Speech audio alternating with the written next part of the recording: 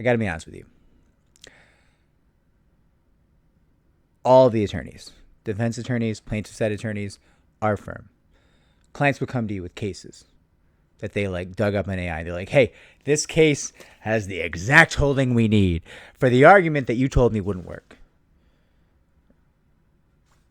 Great. Give it to me. Listen, very surprising because we had 3 people look into this and no one found any authority supporting your position at all. But give us the site. Client gives us the site. We follow the site. The case does not exist.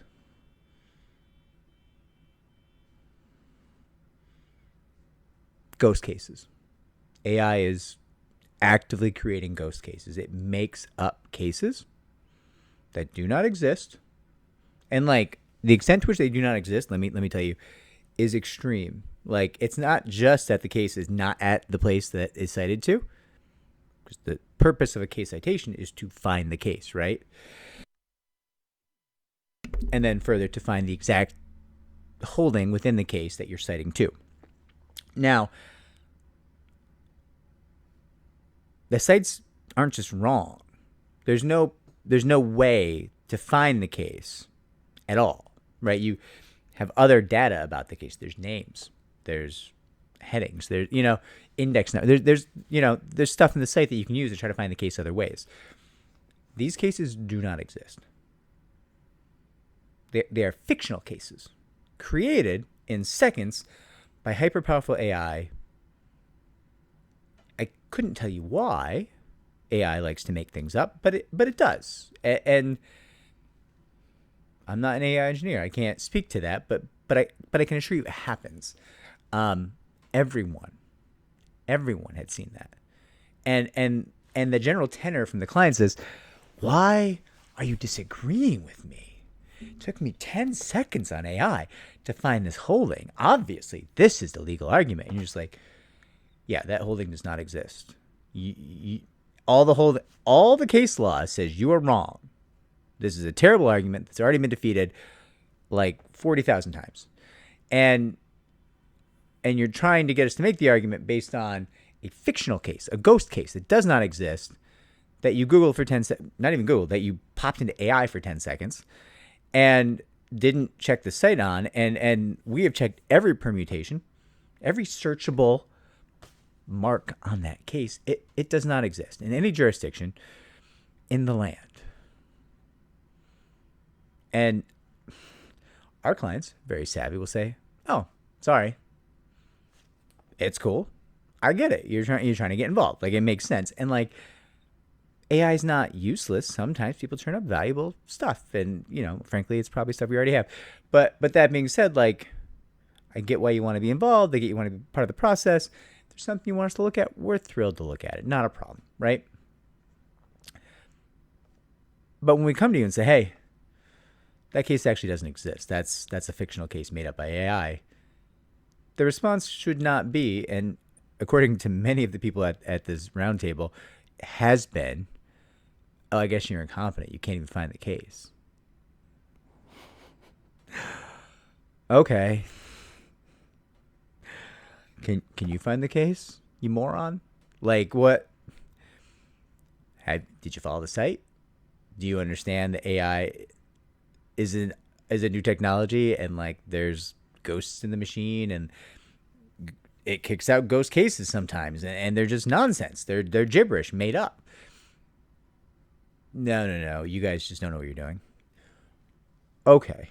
And that's even funnier. So like plaintiff side attorneys, a little more used to this stuff, right? We're a little more like, all right, like, listen, how many ways do you want me to explain this to you?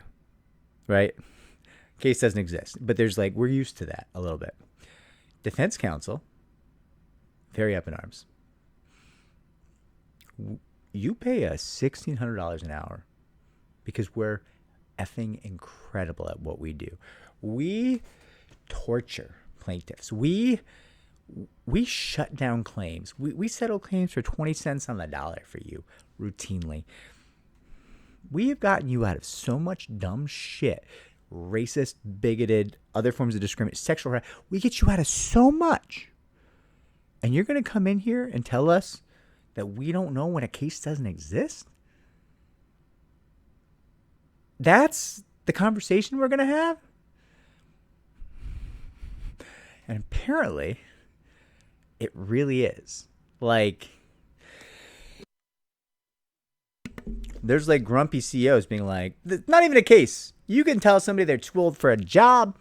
And no, you can't. Like, that is age discrimination on its face.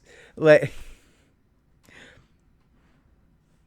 and these defense attorneys are just dealing with it non-stop. Just morons, overcompensated idiots coming to them being like, ChatGPT says this isn't even a claim. And it's just like, dude.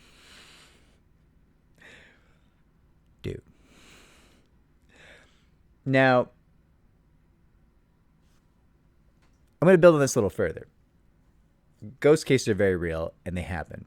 What is even more common is that many forms of AI, most forms of AI, and I'm going to include most of the legal AI services because we've tested, we look into it. It's interesting. If there's something we can use to service our clients better, provide better research, so on and so forth, we look at it. Across the board, the products we've looked at within our industry, so legal slanted products for plaintiffs, products for litigators, law research, everything. But also, without question, the large AI companies as well, ChatGPT and so on. Generally, AI does not appear across the board to understand how case law works. And let me get into that. You can run a search in AI and get a finding from a tribal council somewhere. Now, I'm not in any way shitting upon the legal merits of a finding by a tribal council. That could very well be a very legitimate lawmaking body or judicial body, right? I don't think there's anything negative about having tribal judges. I don't think it's any worse than what we do in New York, which is make a donation to a singular political party and then get a guaranteed slot as a judge. Allegedly. Let me throw in the allegedly, right? But the AI does not appear to understand things like, hey, this case was in a different country. Different country, different continent altogether. Yeah. It does not seem to be able to differentiate federal findings from state court findings, from local court findings. It appears to be even more confused by the findings of arbitrators, which it almost seems to think do not exist, or conversely are all powerful.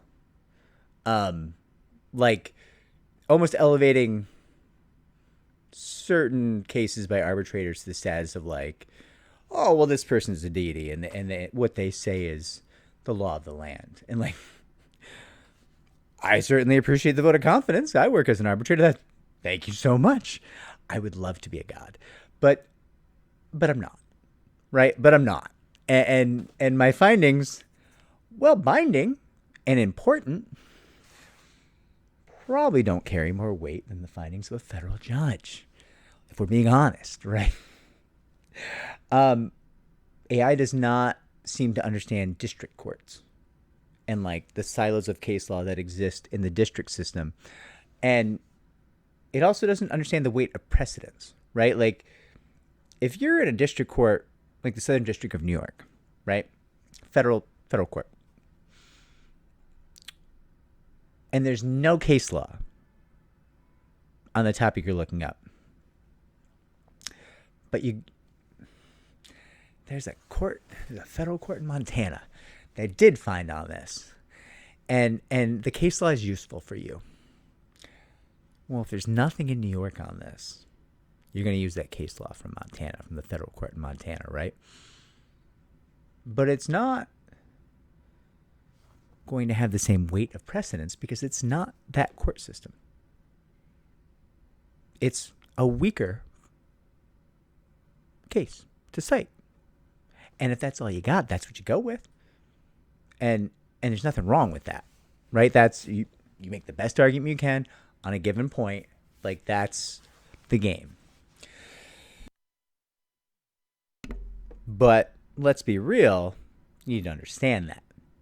And I assure you, at no point that I've ever seen AI operated by professional AI operators doing like showing us how their product works, right? Has any AI ever been able to exhibit any even basic understanding of the weight of precedence of cases? It just does not appear to exist in their world. I get it. It's a fairly subtle concept. I'm not like of the opinion that AI will never grasp it. I'm just telling you right now, June 14th, 2025, there appears to be no grasp of this concept whatsoever among any of the major AIs or even the specialized law AIs. And I'll be frank with you, all of the specialized law products that I've looked at for AI are, one, they appear not to actually be AI. They're like just products that slam AI in the name, but they're like research products, but probably not in any way exhibiting the powers of artificial intelligence. But further, they're not superior to the current existing research apps, LexisNexis, which I love, and Westlaw, which I hate, but which is a viable product. I do view Westlaw to be scoundrels, just to be clear. Some personal aggravation there. So just, it's important to understand these things when you're talking about case law, because it drastically changes the merits of your argument, the strength of your argument. And listen, you can make arguments like, Judge, nobody's ever found on this before. I'm asking you to make law. I'm asking you to, this is a first impression, a matter of first impression for this court. And you have a chance. You have a chance to make law here. Your case, your finding, will be cited by hundreds, if not thousands, tens of thousands. So make it the way we want. Make it in our favor. This is the right and just thing to do. It, under public policy, would be better for society and this country, and it would be better for justice, Judge. That's a fine argument. Listen, that's an uncomfortable argument. You'd rather be like, listen, Judge, bigger judges than you have sided with us before, and your peers routinely side with us on this issue. I don't know that you necessarily want to go the other way, because that might be inviting an appeal, Judge. You know, and nobody's getting smart with the judge like this. We're not saying it like this, but that's the subtext, right? Hey, this is, to quote the league, it has been decided. Like, it's decided. This is the case law. Case law can be reversed, but it's rarely done. Generally in our system, right?